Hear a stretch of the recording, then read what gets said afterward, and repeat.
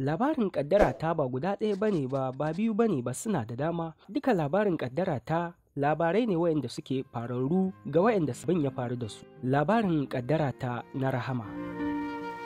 Rahama ta ci gaba da bamu labari tana cewa kiran Hindatu na bi ganin cewar yanzu muka gama waya da ita.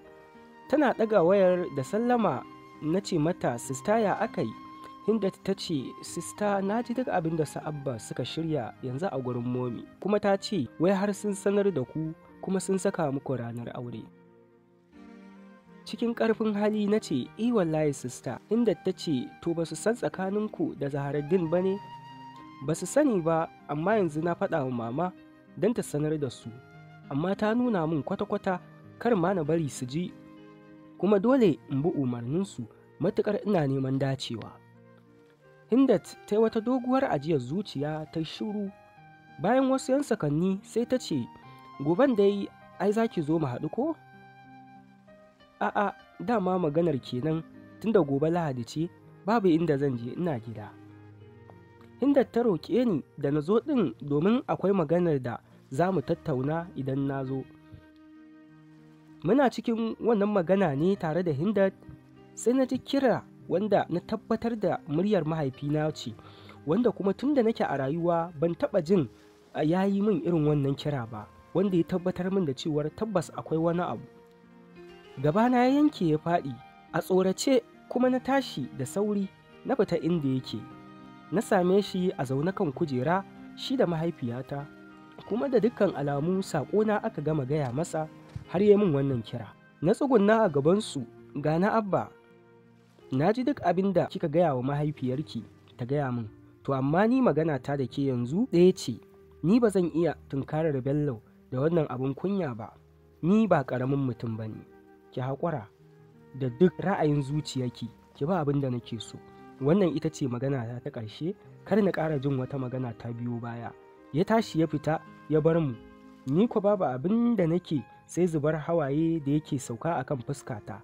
Mama na ta tausaya min tana mai cewa ki yi haƙuri, haka Allah ya tsara miki, dama na gaya miki ba zai yadda ba, saboda haka ki haƙura ki bi ɗin. Tashi na yi na nufi inda na fito, domin yanzu na fara tsanar duka wani ire-iren waɗannan maganganun. Na bar mamantawa a falo, to a daidai wannan lokaci Hindat ta ji duk abin da ya faru ta waya, domin dama wayar da muke yi aka kira ni ban kashe ta ba. Da jin hakan kuma duk jikin Hindat ya yi sanyi, domin kwa ta san tabbas zukatanmu za su cikata a duk sanda wannan al'amari ya tabbata. Haka yasa take gaya min cewa dole ne fa a sanar da Zaharaddin abin da ke faruwa. Hakan kwa aka yi, Hindat ta fahimci duk abin da ya faru, yanzu kuma babu abin da ya dace da ita sai ta sanarwa da Zaharaddin halin da suke ciki. Da daddare bayan sallar isha kowa yana falo, amma ni ina ɗaki ina ta tunanin abin duniya, idanuna duk sun kumbura, alamu na nayi kuka na gaji. Sai kiran Zaharaddin ya faɗo wayata da take a hannuna, ɗagawa na yi cikin sallama a hankali. Yanayin jin muryata ne yasa Zaharaddin ya fara tambayata yaya jikin naki Rahama. Tunawar da na yi cewa shi fa bai san tashin hankalin da ya sa ni a wannan yanayi ba, hakan yasa ya bani tausayi matuƙa. Buɗe baki na yi da niyyar bashi amsar cewa da sauƙi, amma sai kuka ya ci ƙarfin zuciyata. Na faɗa cikin rawar murya da shasheka. Alamu suka bayyana cewar kuka nake yi, lamarin da ya jefa Zaharaddin cikin wani yanayi. A wannan dare hankalinsa ya tashi matuƙa, ya tabbatar da cewa tabbas kuka nake yi, to amma yayi na gaya masa abin da yake faruwa, amma sam naki, kuma a ƙarshe da ya takura sai na kashe wayar gaba ɗaya. Da ya ji hakan sai ya kira Hindat, tunda yana tunanin ko ma menene watakila ita ta sani. A yanayin maganganunta ya gane cewa tabbas akwai wani abu da yake faruwa, amma sai dai ita ma ta ki faɗa masa, sai dai kawai ta ce mai gobe misalin karfe 4 na yamma ya zo inda muka yi za mu haɗu da Hindat, inda za a yi mata gyaran kai don su haɗu a nan, koma menene zai ji. Bayanin ya jefa Zaharaddin cikin ruɗu matuƙa. Wannan wani babban al'amari ne, dalilin da ya hana shi bacci, yana ta saƙe-saƙe a rai har ya ɗau tsawon lokaci bai bacci ba har zuwa washe gari. Ni ma aniyata na kira Zaharaddin na gaya masa cewa ya zo wannan gurin da muka yi za mu haɗu da Hindat domin na warware masa abin da ke faruwa, saboda haka shi ne mafita a gare ni bin umarnin iyayena.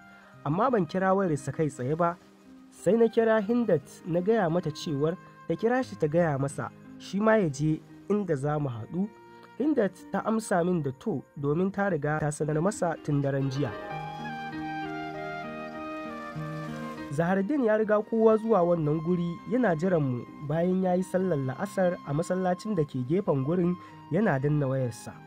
Alkhairi Laundry kamfanin tsaftace gida, kayan sawar ku ko gida za su zamo tsaftace. Kwarai kuwa Alkhairi Laundry and Home Services kamfani ne da ya fito don tsaftace muku tufafinku, gidajenku da ɗakunanku, ofisoshinku na aiki da ma wajen sana'o'inku. Alkhairi Laundry and Home Services sun shirya tsaf domin alkinta muku suturinku, su wanke, su goge, su gyara muku, su kawo muku su tsaf. Alkhairi Laundry and Home Services na iya zuwa har inda kuke su ɗauki kayanku, su gyara muku, su da muku da su cikin kulawa da aminci. Alkhairi Laundry and Home Services na nan a Maidalan Sabuwar Gandu kusa da Rufaida a Kanan Dabo, ko kuma ku tuntuɓe su akan lambar waya kamar haka: 090-177-0000. Alkhairi Laundry and Home Services, alkhairin Allah. Kawo maka ba ma makara.